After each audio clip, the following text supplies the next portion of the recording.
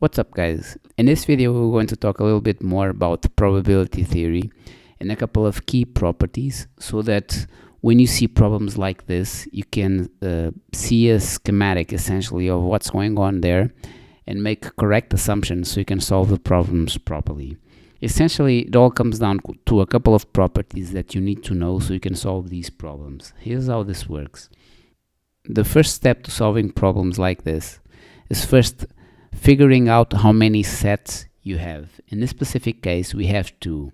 In our example, we have a financial advisor that submitted two proposals to clients, two independent proposals. And we are said that the probability of getting awarded contract A is 70% and getting awarded contract B is 30%. And the probability of being awarded both contracts is 10%. The first step to solving problems like this is first drawing a sample space, writing down the number of sets you have. In this example, we have set A, and we have, let me draw this in a different color, we have set B. Now, we are set here, no, this is B, let me draw this with set A.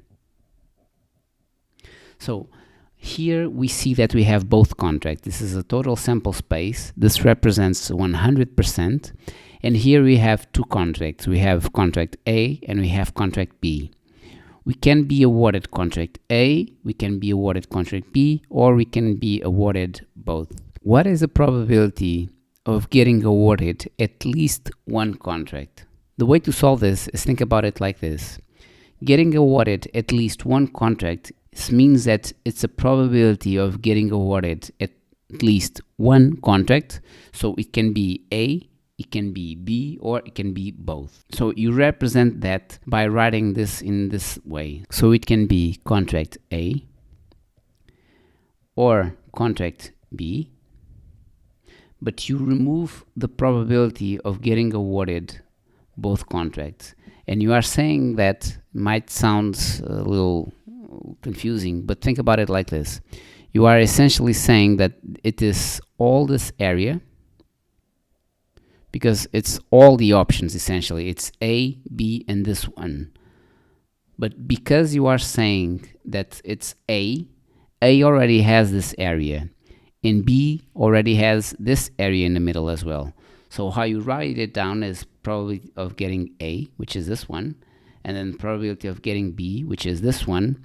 But because both sets also have this area in the middle, because there's an intersection there, you remove that intersection so you don't double count. In our example, we are said that the probability of getting awarded contract A is 70%, and the probability of getting awarded contract B is 30%. And since we are removing the option in the middle so we don't double count, we are going to remove 10%. So 70 plus 30, it's 100%, and it makes sense because it's the whole sample space. So we are going to remove the double counting part, which is the intersection. So 70 plus 30, it's 1, minus 10, that's 90%. Now, what is the probability of being awarded contract A but not B? How do you do this? Getting contract A but not B means the following. We have all this area here, but we don't have the area related to B, nor the intersection. So it's only this outside part. And the way we represent that in set theory, this is how you do that. So we are essentially saying that we are going to get the contract A, but not B.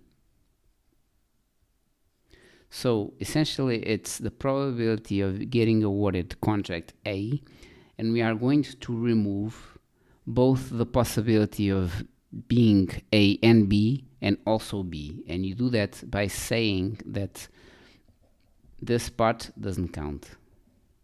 So in math, essentially we have 70% minus the probability of winning both contracts, which is this case. So the probability of getting awarded contract A and not contract B is 60%. Now, what about this one? Let's say the financial advisor does not win a single contract. How do you solve this one? Let's think about this for a minute. We already said in the beginning that the probability of getting awarded either contract A or B or both was 90%. So essentially what we are doing here is the exact opposite. We are saying essentially that it's this whole space that is going to happen. Essentially anything but the option of getting at least one contract, so A or B or both. So in this instance, what we are saying is the probability of not being awarded at least one contract. So you have this notation, or sometimes you might see it like this. Essentially what you are saying is it's the whole sample space, which is 100%, minus the probability of being awarded at least one contract. And in our previous example, we already saw that it was 90%. So the probability of not winning at least one contract is 10%. Now, what about this one? So let's say the financial advisor wins exactly one contract. How do you solve this one? Let's think about this for a minute. And it all comes down to representing this graphically. I find that every time that I see a problem, when I see things like in a clear way, it makes it easier for you to make a correct assumption. If the financial advisor wins exactly one contract, it means one or twofold. It can be this one, or let me just get this off, or it can be this one. What it cannot be, it's this part in the middle. So essentially what we are going to do here is say it like this. It's this area, but not this area in the middle. So the way for us to represent that in set theory is as follows. So we are going to say that the probability of the A getting awarded at least one contract minus the probability of being awarded both contracts. So in our specific example, we already know from previous that was 90% this part, and we are said here that the probability of winning both contracts is 10%.